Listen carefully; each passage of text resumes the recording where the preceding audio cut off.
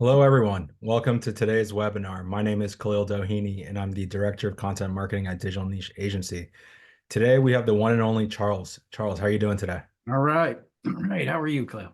Doing great, doing great. And, from here, I'm just going to really just hand the mic to you, Charles. And if you want to just go into really what we can expect from the webinar today and then introduce our guests here. Sure. So today we're going to, I think most people saw that today is mostly about sales and commercial sales specifically, because we addressed, I think in the last one, what was going on with DoD and all that, which is still going really well.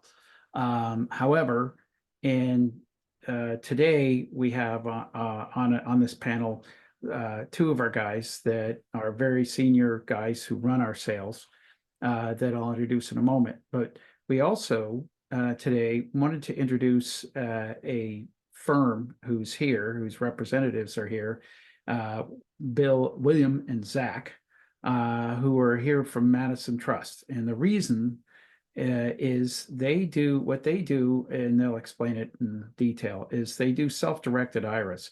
Self-directed IRA allows you to invest in things like Atombeam. And so they're going to explain how that works. And so you may have a regular IRA, and which is mostly invested in regular stocks or bonds or whatever, but you could presumably carve out a piece of that if you wanted to put some in your IRA of like Atombeam or another private type company. And they'll explain how all that works. So without further ado, let's introduce the players here. So Steve, you want to start just quickly who you are and what you do?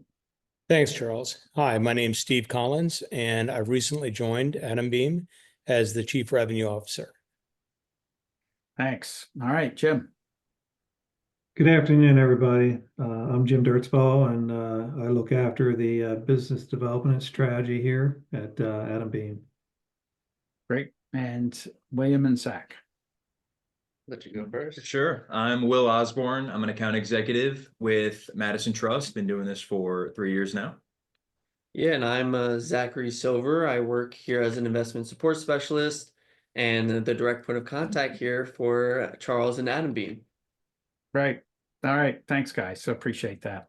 So, all right. So today, really, we're just going to have a few slides that we'll go through for Madison first, in which they'll explain what they do and how it works. Because I think, I'm getting a lot of interest from a lot of people in how do I do something with an IRA? I have money in my IRA. I'd like to put this into it. What do I do? And so they're going to walk you through exactly that. And then you're going to see some really exciting stuff that we have going on the commercial side. Things are really starting to pop there. So anyway, so without further ado, I tell you what, I will share a screen and we can get going.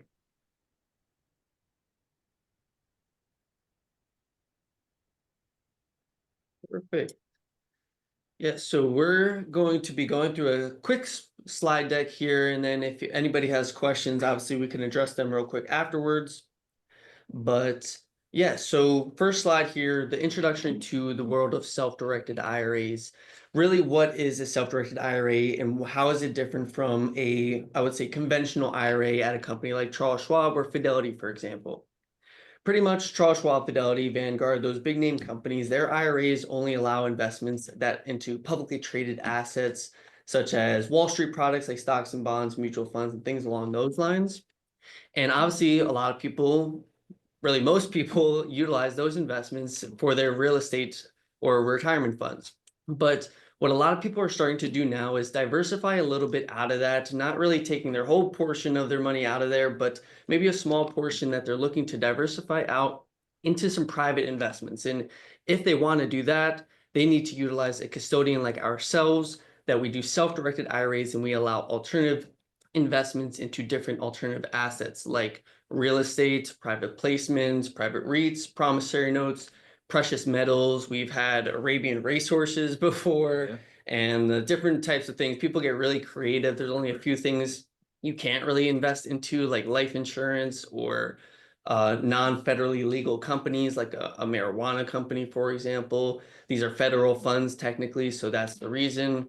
So there's certain things that you can invest. We always let you know if it's going to be valid or not valid to invest with them. We've already had an investor invest with Atombeam before, so we know they're all good.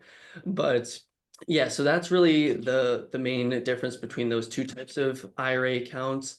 And the whole benefit is that you get to invest into the alternative asset space at a tax advantage because you have it in a retirement account. A traditional account is tax deferred. A Roth account is tax free. So it's a great way to diversify and also get some tax advantage at the same time. And we could go to the next one now. All right, if I can figure out how to do it. All right, there we go. All right, Perfect, cool. yeah. So I'll take over from here. So when it comes to setting up the account with us, it's very straightforward. So first of all, you'll open it online. Takes a few minutes to complete the application, just some personal info, some information regarding how you're going to be transferring over funds, et cetera, beneficiaries as well. When it comes to funding, typically we see clients transferring over IRAs. So, and it doesn't need to be a full transfer, just to make that completely or transparent. So it can be a partial transfer. If you're going with an IRA transfer, you fill out our in-house form. We take care of the rest. We'll send that to your current custodian. They'll send the funds directly to us. No taxable event happening there. No penalties regardless of age. If it's a 401k, we don't get involved when it comes to initiating. The client simply contacts the plan administrator, gives them our delivery instructions, and typically a check is sent to us. And when it comes to placing an investment, we simply need to review the documents, which Zach touched on briefly. So we reviewed the documents. We're not reviewing investments to see if it's a good or bad investment per se. We're really just making sure it's administratively feasible and there's no prohibited transaction taking place. A prohibited transaction is when you're transacting with certain close family members. And generally that's not an issue when we're investing into private placements or private investments in general. But for real estate, if anyone's interested in that going forward, those rules would apply generally, but that's for a different webinar. Yeah, so that does it for this slide here. And then just a quick disclaimer. So here at Madison Trust, we are a passive custodian. So though that we could tell you, or we could look at the documents and tell you if it's a valid investment or not, we're also not going to provide any advice to you. We're not legal advisors or anything along those lines. We recommend that before you make any investments, you always talk to your financial professionals and you ask them the best course of action for certain things, and all your attorneys for the legal part of the thing, the deals. But yeah, we could go to the next slide now. Got to put that in there. Sorry. So yeah, here right is the benefits of a self-directed IRA. This is a slide that I love because there's so many benefits, but we are only going to touch on a couple right here. The first one, like I sort of mentioned before, is that portfolio diversification, getting some of your funds out of the stock market possibly and into some investments that maybe you're more familiar with, which leads into that second point, the hands-on investing. You get to specifically choose what companies you are investing with. A lot of IRAs, they have managed accounts where you just hand it to an advisor and you have no idea what's going on really. You just know you're probably making some money. This is different because you're investing. Let's say you're very familiar with Atombeam and you're friends with Charles and you're friends with people at the company and you have faith in the company and you want to invest with them and you have retirement funds to do so. This is something to allow you to hands-on invest directly with their company, and it's very personable. It's a lot more personable than just giving your money to a financial advisor and just having them make investments on your behalf. And then stability. The stock market is very volatile. Everybody knows. Who knows when it's going to crash or go up or down or something along those lines. But yeah, these private investments, some of them are very reliable. They have a steady income stream of revenue sometimes, and certain companies do it certain ways, but it could hedge a little bit against the volatile stock market doing this method of investing. All right, cool. And why would you choose Madison Trust as opposed to the other options out there? Well, our bread and butter is the customer support. So if you check out our reviews online, which I highly recommend you do, it's nearly 5 stars across the board. And that's over thousands of reviews on Google, Better Business Bureau. You name a review website, we're on there, and it's good stuff. All because of the exceptional support that we offer. The fees are straightforward. So we have flat fees here. As of now, the quarterly fee is $105, regardless of the value of your investment. Whereas other firms, they'll charge a fee based on the value of your account, which for some people that works, instead of the flat fees. But we happen to have the flat fees. I think in my experience talking with potential clients for years now, this fee structure really is beneficial. And on top of that, this goes back to customer support, but we are very knowledgeable when it comes to self-directed IRAs, the rules, processes, etc. Many of us here are CISP trained or certified, which is Certified IRA Service Professional, and that's through the American Bankers Association, excuse me. And some statistics. So we have over 20,000 clients. I think it's closer to 25,000 at this point. It's not on the slide, but I think it's important to point that out. Assets under custody stands at $4.8 billion. Client retention, 95%. So, clients can transfer to any IRA custodian. You're not, stuck with Madison. So it really says a lot that, the vast majority of our clients are sticking with us. We have clients everywhere, all over the US. And let's see what's got the camera in front. And I already talked about the reviews, but yeah, thousands of reviews online, and most of them are 5-star reviews. So that's what really sets Madison apart from the competition. Yeah, and right here, this is our contact information. These are our direct line numbers. Reach out to any of us, me or William, if you have questions. We're happy to help. We're happy to jump on a free call. Obviously, you don't have to pay to schedule like a consultation call with us to ask questions. We're happy just to take time out of our day, answer questions you may have. And then if you are looking to do this option, we're doing a little promo code since it's the end of the year here. And the people at Atombeam, like Charles and Goggin, they're very great individuals that I get to speak with sometimes. So we're going to do a promo code where if you want to set up your account before the end of the year, we can waive the setup fees and the investment fee with Atombeam. So you'll have pretty much $100 credit waived out of your account, and you'll only be paying that quarterly fee pretty much, and maybe a wire fee. Yeah, and I'm typically the first point of contact for clients or potential clients. So feel free to give me a call, shoot me an email if you're interested in getting started. All right, thanks, guys. Appreciate that. I think that was very helpful. And, I do encourage everybody. I mean, we've had a number of interactions with these guys, and they've all been very positive. So, I think you wouldn't go wrong if you were interested in investing through your IRA, creating, a self-directed and doing it that way. So anyway, with that, why don't we move on?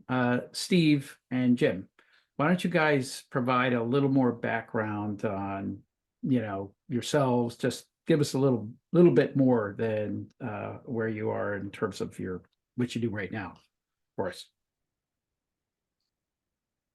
Oh, Steve, I think you're muted. Thank you. So I've got over 30 years experience in building and leading sales teams. Most of that experience in the telecommunications space. But I've been responsible for organizations that were as large as, $400 million in revenues. And so I've had the opportunity to travel extensively and manage a global sales force with many of these companies that I've been affiliated with. So, what drew me to Atombeam, quite frankly, was the technology and the opportunity to be in a space that really isn't very crowded. And I think we have something that's highly differentiated for the space. Great. Thanks, Steve. Jim. Thanks, Charles. So my background is broad and deep as Steve's is, about 35 years in the industry, a variety of 10 years at companies anywhere from telco to enterprise to federal government. And a lot of times, most recent role, I was responsible for running all of Americas for a $900 million worldwide technology company, and also had the responsibility for the Fortune Forbes enterprise business as well as the channel. So I have a lot of background in diversity. the attraction here naturally is a lot of cases that I help companies that are very much, in stages such as Atombeam to help them get their sea legs in the industry, get the right strategies together from a market penetration, target market, et cetera, and help them put the structure and teams in place to go execute. And then ideally, always looking at the long-term strategy of what are the opportunities for the technology to evolve beyond what we're doing today. Great. Yeah, thanks. No, it was good. So as I think everybody has perceived here, we have a couple of very heavy hitters. These guys aren't trying to learn their trade, they know it. And it's taking a company from here we have a pretty good idea to here we have a prototype to here we have an actual product that's in the market that can get in the market. The question is, if there's a lot more to it than, hey, we have this great thing. Does somebody want to buy it? You've got to have a whole lot behind that in terms of how things work and what's built and agreements and, partnerships and all that stuff. And so we're really lucky to have these guys, is my point. And they've done a ton to build the infrastructure we need and really push forward on all the opportunities that we now can address. And so with that, I think the thing to do here is we will start talking about how you're addressing. So here we go.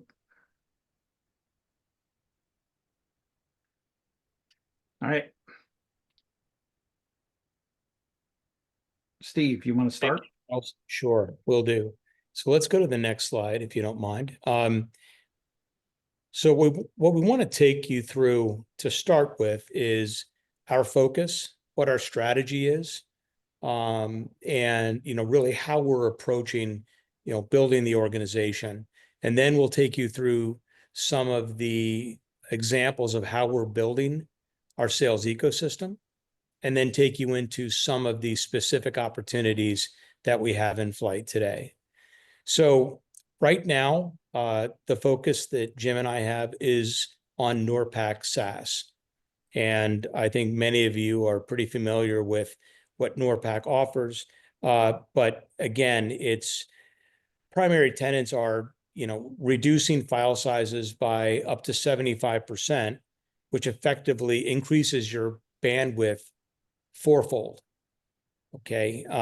We use ultralight security, and the real-time data is transmitted with no loss in microseconds. And, it really helps with most of our customers that are dealing with, highly contended networks, whether it's cellular or satellite communications. Many times these networks become very congested. The requisite data cannot be sent upstream. And oftentimes they're incredibly costly. So, the important thing here is that we can give people the opportunity to not only transmit the data that they require to make real-time decisions, but we also help them harvest bandwidth and free up their network at times when it might be overly congested and packed to points where they just can't transmit everything they need to transmit. We continue on finding ways to build our funnel full of qualified prospects. And this is being done in two ways. The first is, again, building that ecosystem of distributors, resellers, and technology partners. And we'll get into that in a little bit. But we have a lot of lines cast into the market to find people that we can partner with that will help bring opportunities to us. And, many of those we might not have been aware of otherwise. We're very focused on increasing the number of trials. And, really what trials help us do is they really help us reaffirm our value proposition, confirm the thesis that we have in bringing NORPAC to market. They validate the economics. So, those assumptions that we've made in terms of how NORPAC will benefit our customers, they help to certainly validate that. And then it also helps to influence and hone our roadmap. So if we have a number of customers that we're speaking with to say, this is something we need, we have no problem in tweaking the roadmap if it makes sense strategically. So these trials give us a host of information that we can use. And then the last thing I want to mention here was we really are looking to accelerate the time to purchase through try and buy situations where we allow a customer to trial NORPAC for a certain period of time. And if it proves out the way we expect it to, they would end up transacting on the tail end of that trial. And really our goal is to make this as self-serve as possible and streamline the quote to cash process. So eventually we'd like our customers to be able to go on a website, initiate a trial, download whatever they have to. The solution can be instantiated in minutes, and they can immediately put the tool to use to prove out its qualifications. And then they can go and make a purchase online and start their journey with Atombeam. So that's what we're going to be focused on doing from a back office perspective. We're not there quite yet, but we are trying to simplify the journey for our customers. If you don't mind going to the next slide, Charles.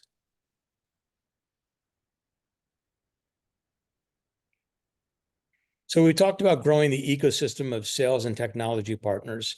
So Jim and I will be taking you through some of the highlights here, but it's really important that we focus on a number of different facets here. So the term partner means something different, to different people, right?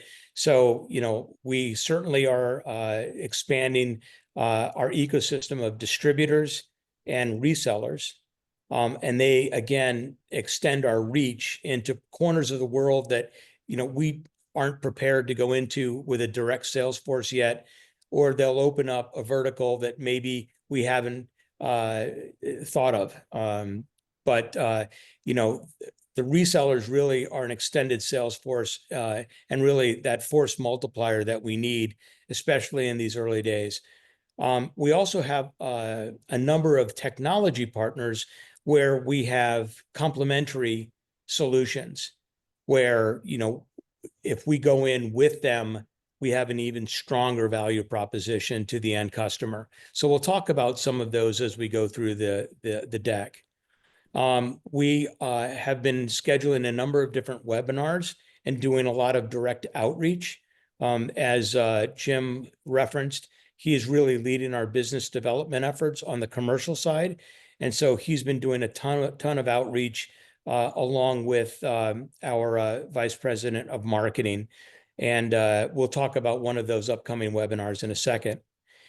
We're putting the tools in the hands of our partners and our prospective customers through this quick start demo. So it's a vehicle by which we can set up a customer online to be able to go into a portal and take their own files, their own data, and see graphically how that data is being compacted in real time.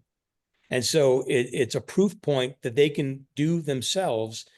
And it's really the strongest evidence that we have to show that our solution works.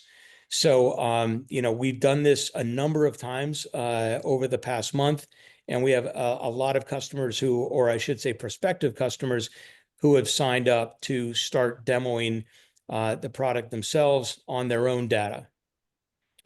We've also looked at simplifying our pricing model, and that's really important, not only when we go after our direct customers, but it's incredibly important when you talk about arming the channel with what they need to be successful.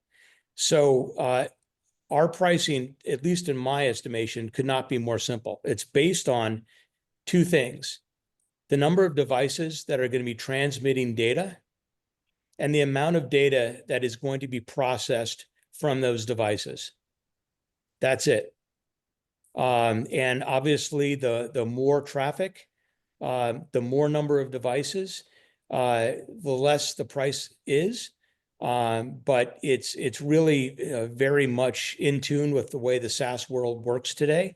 And the nice thing about it again is that it's easy for our partners and resellers to figure out how they would go to market with our solution. In fact, we've given them suggested MSRP to help them along their way.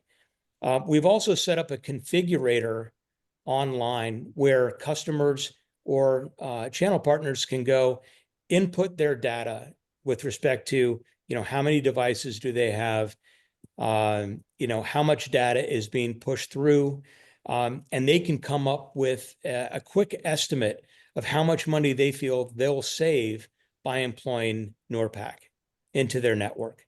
So again, kudos to our team for setting up something that is really easy to use. If you don't mind, if you can go to the next slide. Sure.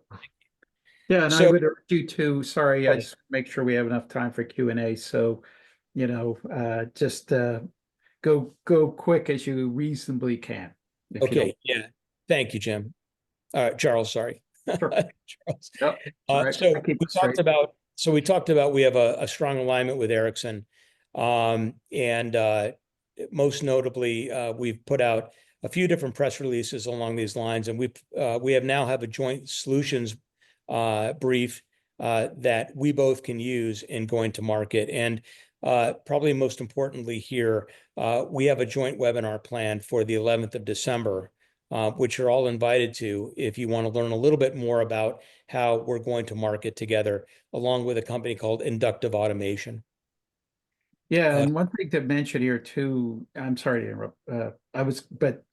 So I guess I'll finish anyway. But is that it's the first big one is really important in terms of getting subsequent big ones.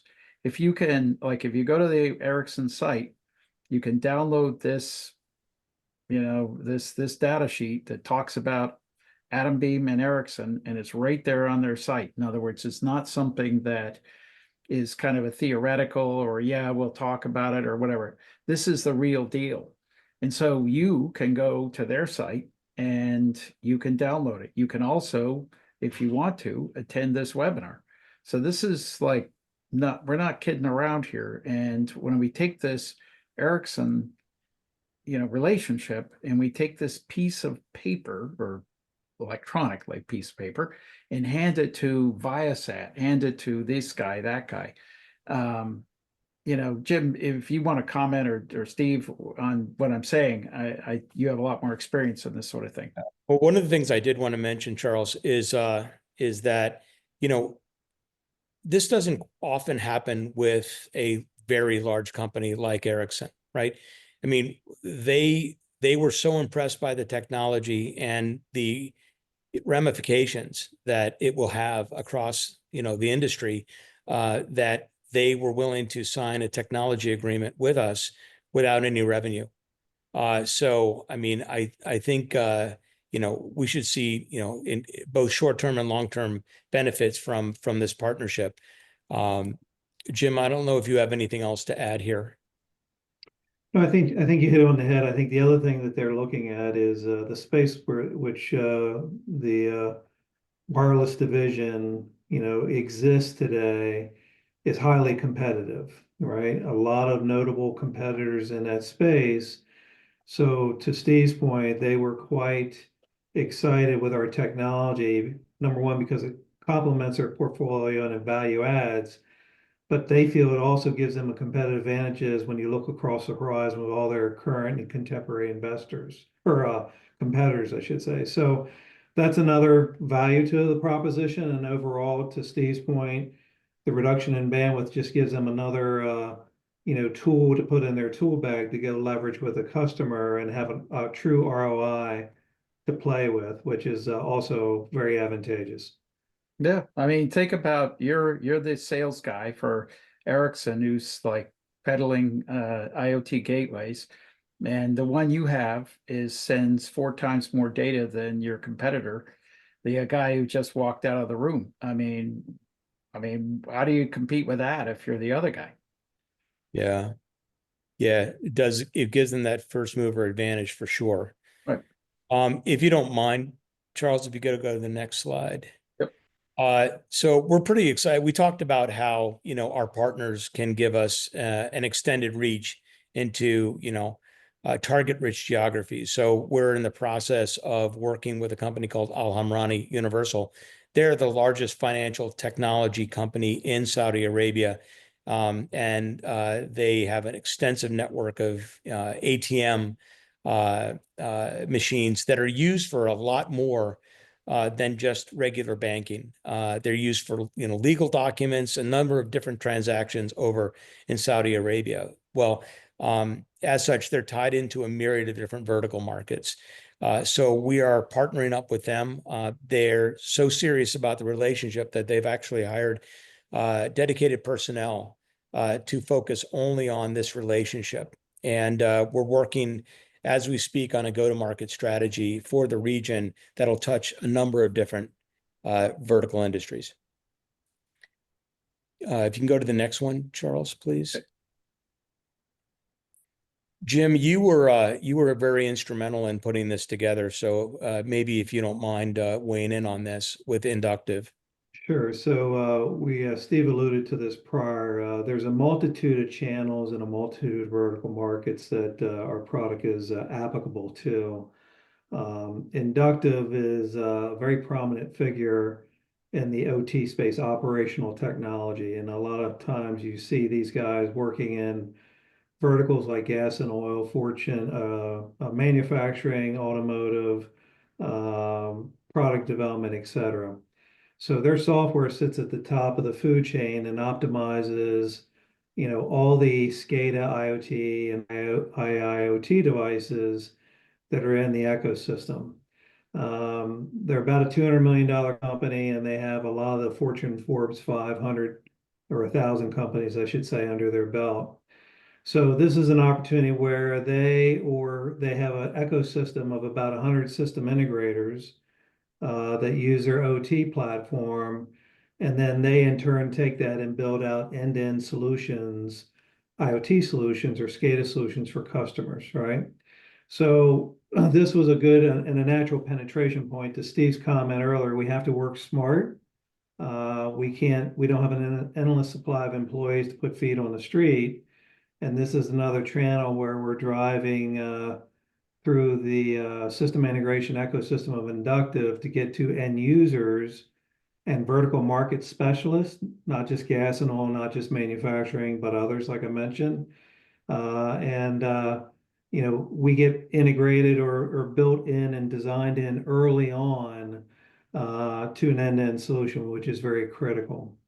So we're putting the product in the hands of the integration community. There's traditional resellers and disties out there as well that are part of this, but this is what I would call a solution integrator that I think brings core value to their end user population. And those are the types of coattails that we want to ride and get that much more incremental market visibility. Hey, thanks, Jim. Charles, if you don't mind the next slide. Most recently, we're looking to broaden our sales force, and I consider what we're doing here to be part of an extended sales force. So we're working with a company right now who really support entrepreneurs and accelerate their technology to market. But these folks that we're working with are industry insiders. They've got 40 plus years experience in oil and gas, and they see major opportunities for NORPAC. We expect that we'll be introduced to a number of new prospects by working with these folks. So again, we're doing this in various situations. We'll probably do the same type of approach when it comes to manufacturing and other verticals. Again, just to be able to accelerate our penetration into these markets. Charles, if you don't mind, the next one. So we're going to talk about, opportunities that we're working on in real time. You may have seen this in some of the other information that we've distributed, but we're in the midst of a pilot with an oil and gas company. It's a billion-dollar fracturing company based in the central U.S.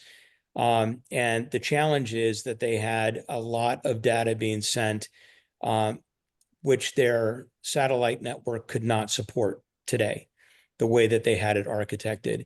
And so they were sending about 13.6 gigabytes of data per device per day. And so they needed to also reduce their transmission costs, but they also wanted to make sure that they didn't lose any of the telemetry data that they were sending upstream. So we were pulled into the opportunity, and we set up the trial. And what was great is we not only succeeded, but we exceeded the target expectations. We actually ended up compacting the data by over 70%. And again, this data was sent in real time with zero loss. And so we preserved, the entire, structure of the data in doing so. And it helped to reduce the data volume and therefore their transmission costs. And again, with situations like this, yes, we're saving money. That's really important, but we're really extending the life of the network that they have in place. They don't have to do major overhauls in order to, again, boost, the amount of data they can send through those pipes. If you could go to the next one, Charles, please. We're also engaged with several artificial lift companies. There's one specific company that we're talking to right now who also has a data consumption challenge. They're primarily using 4G cellular to send their data, and the number of devices they have in the field are actually doubling year over year. And so we're very excited that we're moving into the economic analysis phase right now to show them commercially how much we can actually save them if we are able to compact the data similar to that we've done with some of our other prospective customers. If you can go to the next one, Charles. Jim, you've been very involved with these guys, so maybe if you can take us through this. Yeah, so I've been working with one of the largest exploration companies in the U.S. and there's a big push across the board, which is not just with them, but with anybody in the oil and gas industry or their ecosystem, are really pushing and driving very hard for operational efficiencies, and it shows in their financials, right, when they publish those. So ideally, they want to go lights out in the field. That is, remove any human intervention, any truck rolls as best they can, and zero emissions. So that puts a, heck of a strain on any network infrastructure, to basically provide eyes and ears and data and telemetry points that they need to achieve that kind of operational efficiency. So when you're in a bandwidth limited environment, such as satellite, limits of 5G or what have you, it becomes very paramount to, basically find every ounce of bandwidth you can get. And our compaction software is very appropriate for these type of applications. Other things that we're hearing, out there is these guys in some cases have thousands. We just heard one today has 600,000 data points in the field. And if anything, because of machine learning and analytics, they want to be able to analyze data, make quick decisions back at corporate office, and then institute changes in the field by the network. Cases like they want to take polling intervals, which is pretty frequent for IoT devices, from 15 minutes down to 2 minutes or less. So you have to start thinking about what does that do from a data perspective, that just a sheer volume of data that they need to be able to send back to corporate or a data center to process, normalize, and abstract the key tenets that they need to operate in the field. So, definitely driving to more real-time data. That seems to be the general trend among any and all oil and gas customers or prospects right now. Thank you, Jim. Charles, if you can go to the next one. This is really exciting because it takes us into a different vertical here. And we're working with a multinational food packaging and processing company. Right now they're using a number of different modes of transmission, including satellite. And they have, hundreds of locations around the globe, and many of them are into pretty remote locations.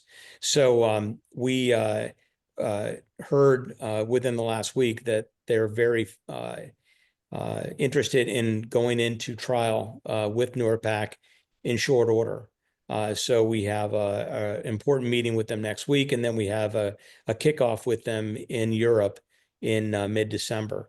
So, this is a massive, $12 billion company. And we think that the impact can be significant. So more to come on that. And then we're also working through one of our in-country partners on an opportunity with a leading manufacturer of construction and mining equipment. Again, this end customer or prospective customer is looking to go into trial with us probably after the first of the year.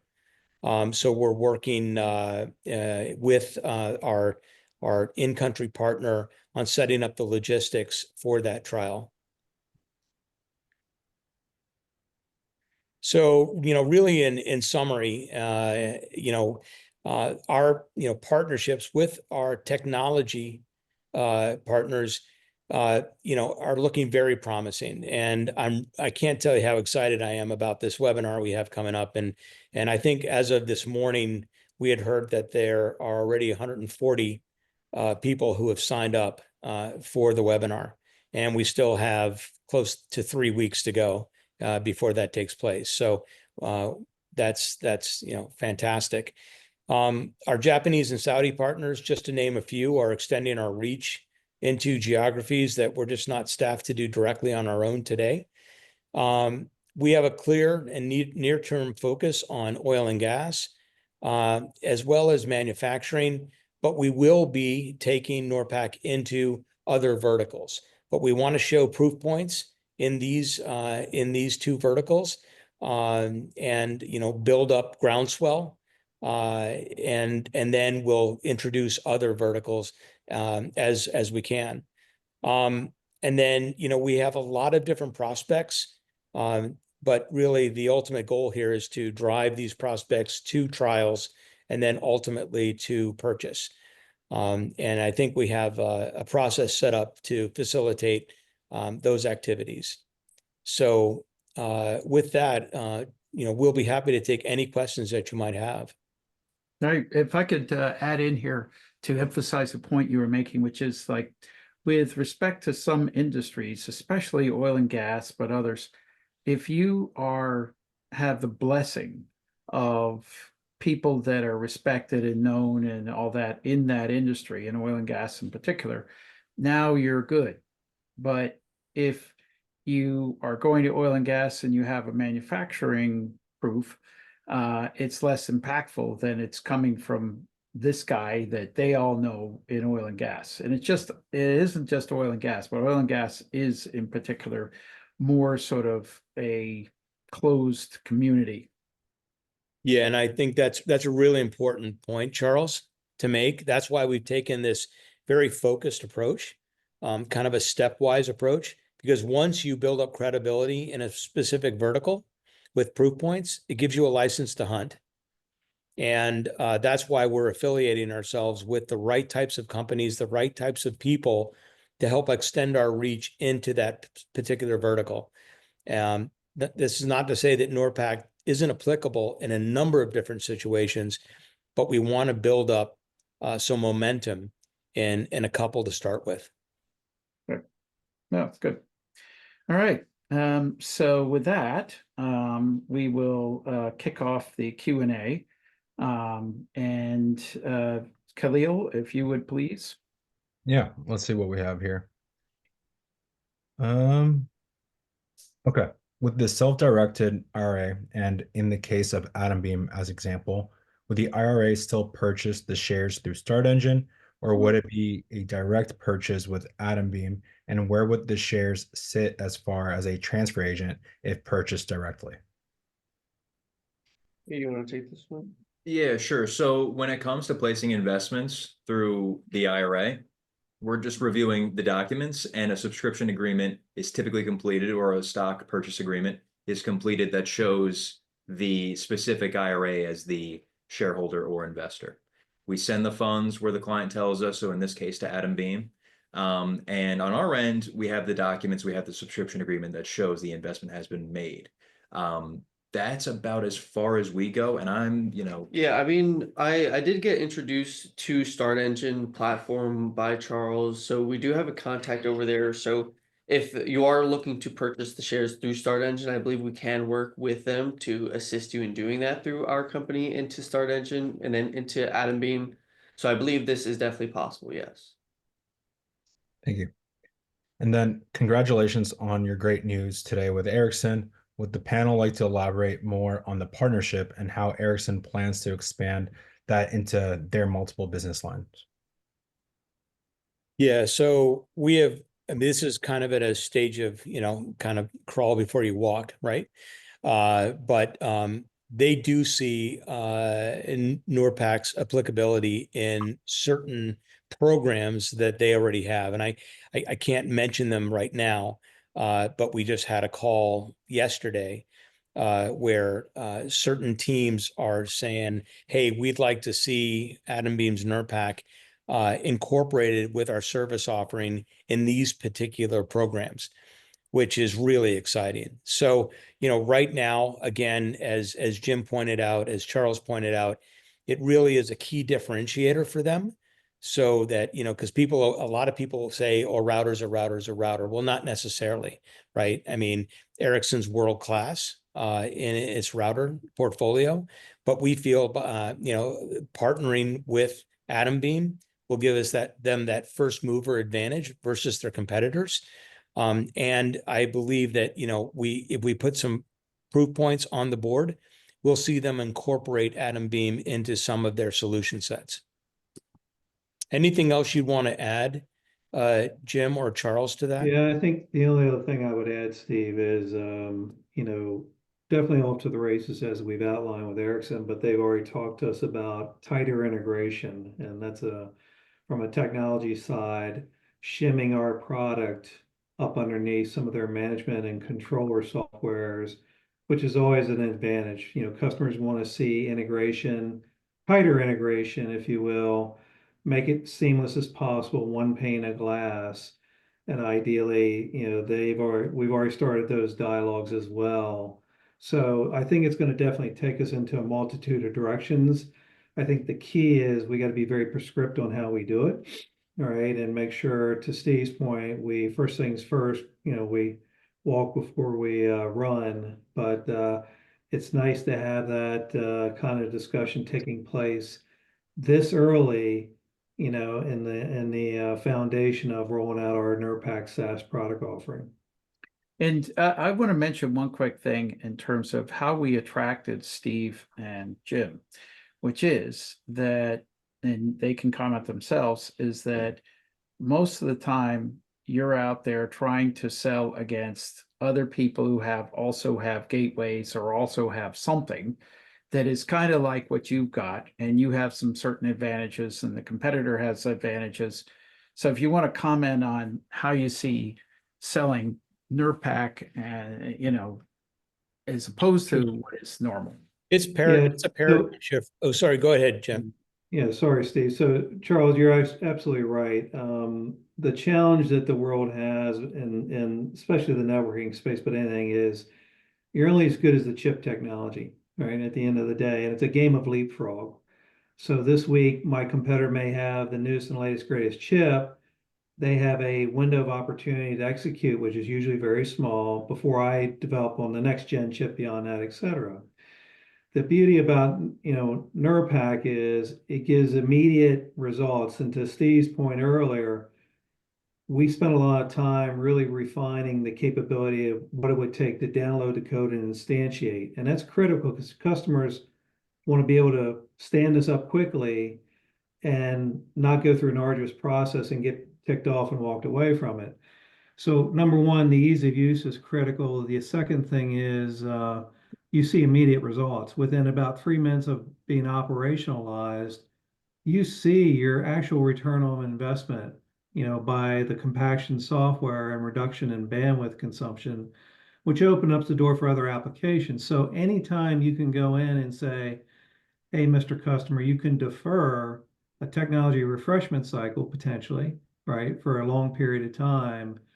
And I'm the only game in town right now from a compaction standpoint doing this in a network with a hard ROI. That really captures a lot of attention and forces people to sit on the edge of their chair. So the beauty about this is this can sustain itself for a long time beyond just chip technology tech refreshes, and ideally give longer life to the technologies out there. And in the case of our friends at Ericsson, it gives them a true differentiator to their competitors in the market. Yeah, I, nothing more to add, Jim. I, you and I come from very much the same world. I have never seen something that has been easier to download, instantiate, and see within a matter of minutes the impact that NORPAC has. I mean, I was blown away the first time I ever saw a demo. And I was like, oh my gosh, they're taking, a file that a customer just provided, they're running it through the gauntlet, and you can see within a couple of minutes exactly how much compaction is going on. It was pretty stunning. And then what is the expected market value of Atombeam's contracts near and long term? Yeah, it's a little, I don't know, Charles, if you have an answer for that, but it's a little early to tell. What I can tell you is that we are going into some medium-sized customers and some incredibly large ones. I mean, right now we're talking to at least 4 multi-billion-dollar corporations with, hundreds, if not thousands of endpoints. Or millions. in the So case of yeah, some, so I mean, millions. the market opportunity is massive. I don't have anything specifically that I can speak to, but Charles, I don't know if you have any other comments. I would only want to make sure that everybody understands that, Megacorp is not going to say, oh, let's turn over every single endpoint we've got. And today, what they're going to do most likely is start out and say, okay, let's start with 20 or 100 or 300 or whatever, some relatively limited number, and then try it out so you have the initial field trial, then you've got the bigger field trial, and then you've got the bigger deployment. I'm only trying to caution everybody that, yeah, I mean, it is a massive opportunity, but everything won't happen day one. Yeah, I mean, Charles, to your point, Charles, I couldn't agree more. I mean, with the, food packaging and processing company, I believe what they will do is they will direct us to their most problematic areas and say, let's start with this and let's see how you do. And if things are successful, we'll get exposed to other parts of the globe where they're having, challenges. So I do agree it'll be a stepwise approach that our customers will take, but the overall opportunity is significant. And then does the configurator take into account the intra data center TX-RX of data? What, to clarify the question again, I'm not sure. Yeah. So I can tell you what the configurator will do. So it's fairly simple, and if this doesn't answer your question, we can certainly take it offline. But what the configurator does is say, okay, basically, how many devices are you going to want to deploy NORPAC on? Okay. And then it'll say, okay, what are you, how much data do you want to push through each of those pipes, okay, from each of those devices? So that's something where they can calculate, okay, how much would this cost me on Atombeam? But then you can put in, okay, how much are you paying for each gigabyte of data, right? What kind of program do you have? Is it cellular? Is it, satellite? Who is the satellite provider? All of those things are very nuanced. For instance, if you're using satellite in the United States, obviously a certain price. If you're using satellite in Brazil, probably a very different price. So the better the information is going into the configurator, the more accurate an estimate will be. So I don't know if that answers the question, but if you want something a little bit more, just send it to us in writing and we can try to get you an answer. Thank you. Post it in the discussion section if Yeah. you can get stuff answered here. And Charles, will the slides be available for the investors? Sure. Yeah. So I'll figure out how to do it. Probably put it out in a as a link in in an update or something. It'll have to get blessed by Start Engine's compliance. Yeah. But so long as they bless it, then yes. There you go. And then considering the upcoming webinar with inductive automation, Circus Link, and Ericsson, are you also working behind the scenes with Ericsson reseller and systems integrator industrial network solutions? Yeah. Go ahead, Jim. I don't know if you want to answer that. So yes, unequivocally, the answer is yes. We've had calls with those folks recently, and they're very interested in trialing the software themselves, kicking the tires. They definitely play a lot in both the OT, IT, and IIoT space. As I mentioned before, a lot of the Fortune 4 client population. So we're well down the path with them to get their hands on a product, get it tested, and ideally the goal would be to look at if it makes sense putting the product in their portfolio. And then someone says here, I could not find the document on the Ericsson website. Can you provide the link? Yeah, sure. I will dig it up while you do the next. All right. And then I'm incredibly excited about Atombeam. I've increased my investment in Atombeam 4 times. Do you see any major challenges? Though, Atombeam's ultimate success? So Charles, you want to speak at a high level to that? And Yeah, sure. So, I mean, there's always the execution risk of any company, and especially startups. And I would say, look, I mean, what have we done? We've got something that's really great that everybody loves, that tons of demand. And as Kevin O'Leary pointed out, we've got a pretty heavy duty moat. We've got 71 patents, 72, I think now, with 100 plus pending. And because we have to have, it's too good an idea, it would get stolen, ripped off, you name it, in a heartbeat. And so we've got to have two things. We've got to have great tech and a moat. And now what remains is execution. And to that end, what the emphasis we placed here is we're bringing in people who really know what the hell they're doing. And that includes Steve and Jim, and some really heavy duty software engineers and other leadership in marketing and all the other things that we do, because we don't want to like try it and then, oh, sorry, that didn't work. Oh, we tried something else, but we would have known if we had, had some experience. No, everybody here has experience, knows what they're doing, has tried and failed on things. And that happens. And so I'm not saying we wouldn't fail on anything, but I am saying that we can absolutely do things here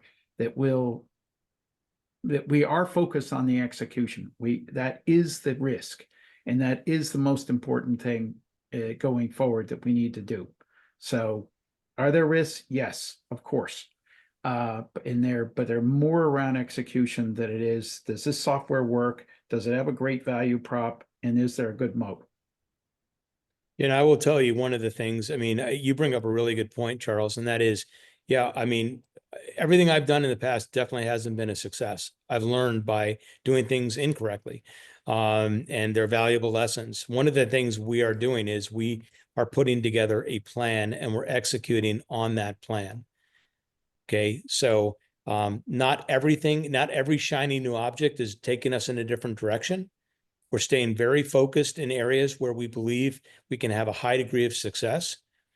And there's a very close group of us cross-functionally that are working in concert with one another to make sure that we have a feedback loop so that everyone understands what's going on. They have real feedback from prospective customers and partners, and we're making decisions, collectively as to how to address challenges that we come up with. So the good news is we're not just, going off in, splintered formation, chasing everything.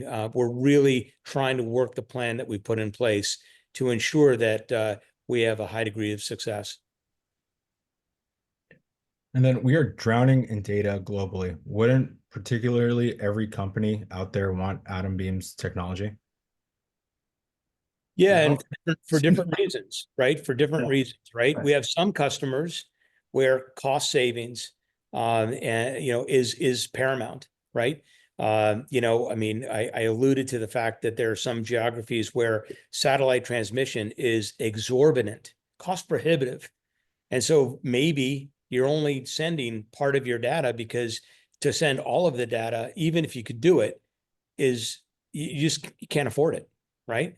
There are other companies where their network isn't sufficient enough to handle the data, and so they, again, they're maybe not sending all the data they really want to. So we come in and effectively help to extend the life of their networks.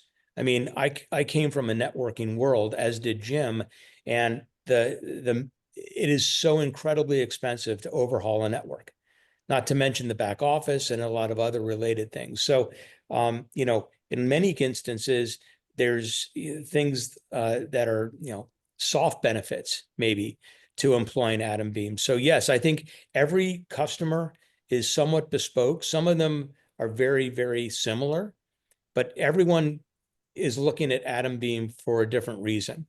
It just depends upon their unique situation. But Yeah. yeah, go ahead.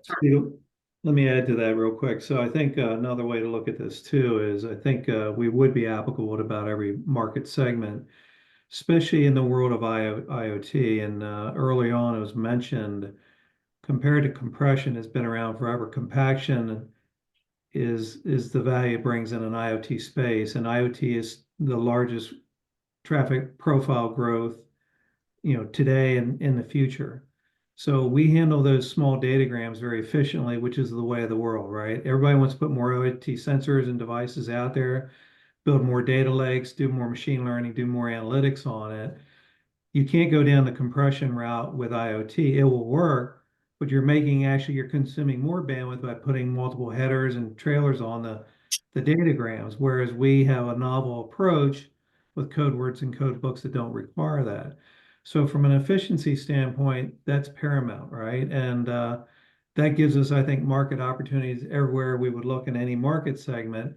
Ideally, we're going to hit the ones that are suffering the most right now, which would be those that have bandwidth limitations, like satellite, right, and low remote locations, and even some 5G constraints, right, will be our first mover advantages. But beyond that, yes, it could be applicable on any technology. And the question is, do you want to throw more bandwidth at it that's going to cost you a lot of money, or do you want to compact it and harvest that bandwidth and reuse it accordingly? Just want to say real quick, unfortunately, we do have to head out over here, but Charles, I greatly appreciate the opportunity to have us on here to talk about self-directed IRAs. Thank you to Jim and also to Steve and Khalil here. Appreciate all you guys, and yeah, thanks for listening to us. Yeah, great. No, appreciate you doing it. Of course. Thanks, everyone. Have a great rest of your day. Take care. Bye. Bye. Yep. All right. Charles, we have a couple more questions here. Should we just keep going? Yeah, okay, we'll just shoot them that way, we get it Yeah. wrapped up. You Yep. can keep All right. answering questions. Cool. The question here, can you share the MSRPs that you are recommending with partners? Steve, you want me to take that? Yeah, sure. So wouldn't share it on the public domain, but ideally we, in some cases, partners do ask, especially disties and resellers ask for MSRP. Steve mentioned earlier, the way we've structured our pricing is to ensure we're top of the line card with any distie or reseller. And we built this for a two-tier channel model, right? So the good news is there's ample headroom to provide marginability for everybody involved.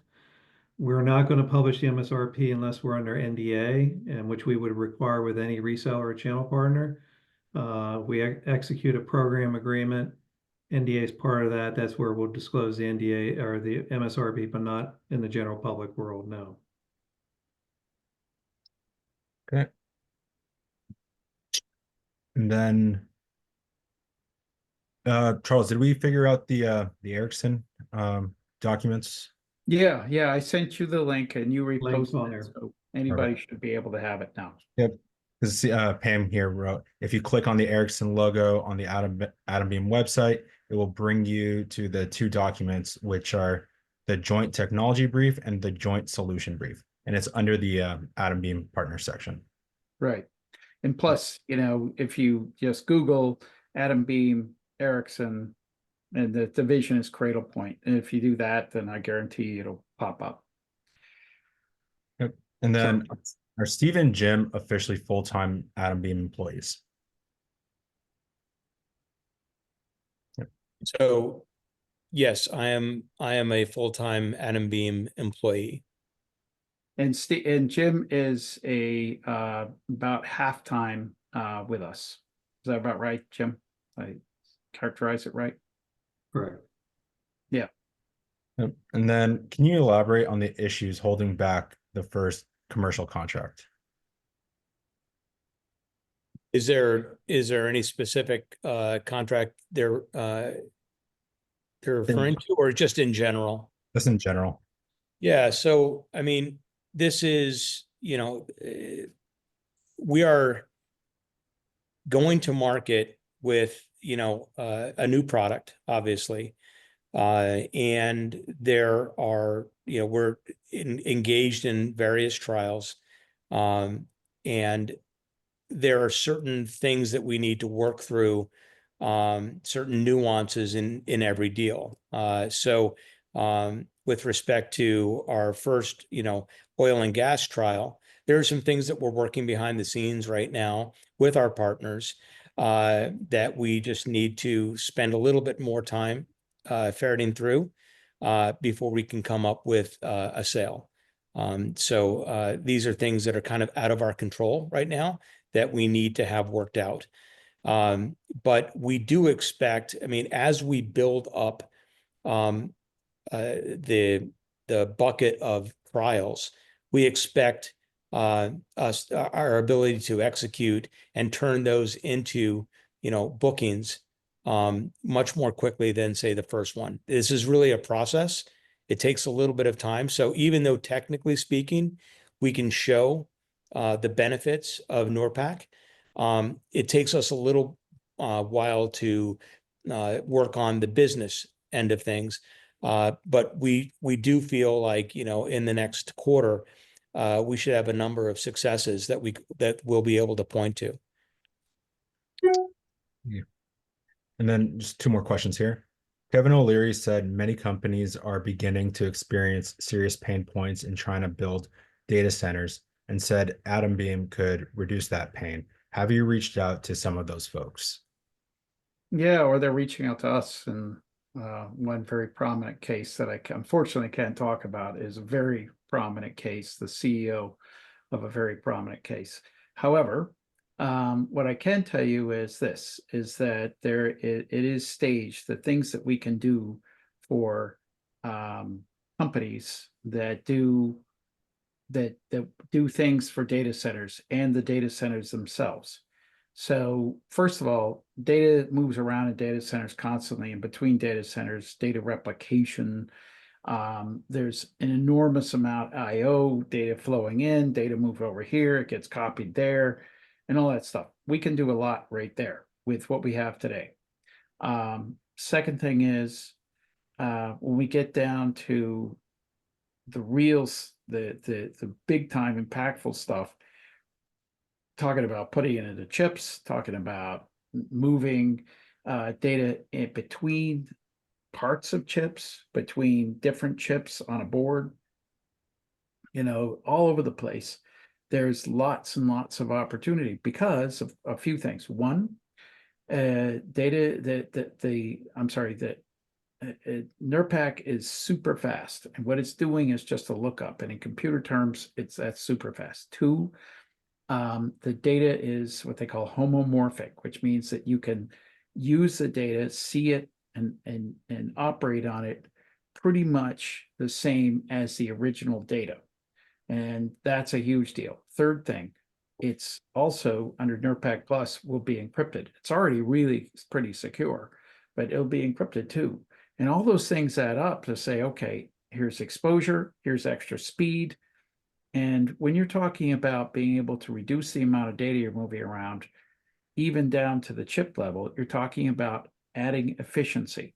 If you could say for all these systems, and we'd have to prove all this, right? But for an entire computer system, an entire network, an entire data center or ecosystem of data centers, you can increase the efficiency by 4 times. That's a stunning opportunity. Now, again, I want to emphasize, we haven't proven all this, but that's the idea. That's the long-term big picture idea out there that could change the world.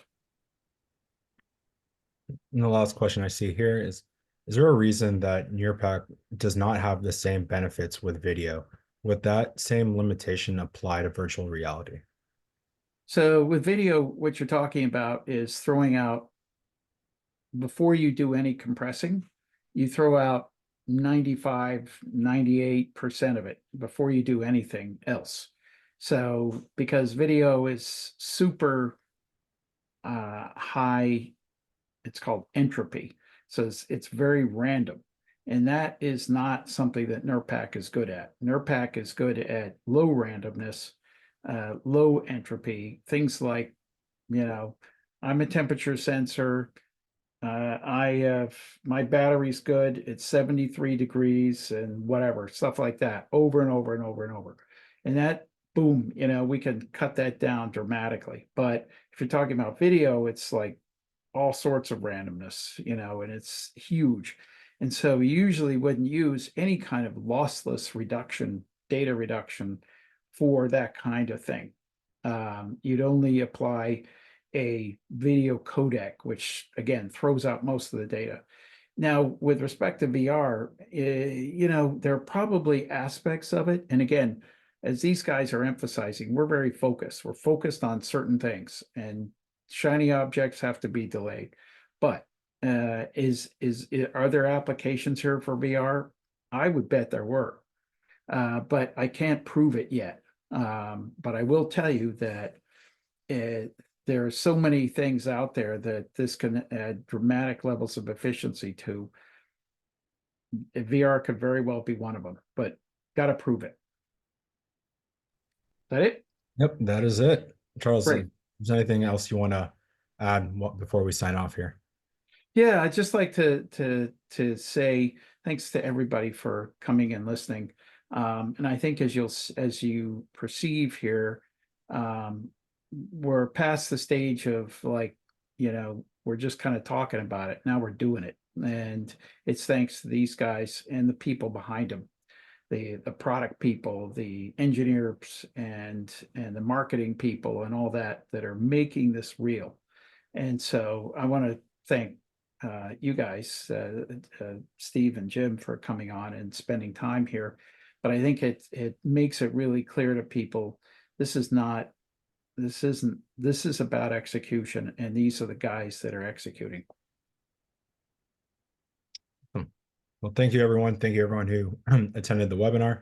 And yes, this will be on YouTube and on Start Engine, and we'll be also sending an email out around it. So be on the lookout for that. Hope Right. everyone. All right. Thanks, Thanks, everybody. everybody. Thank you. Have a great All day. You too. So long.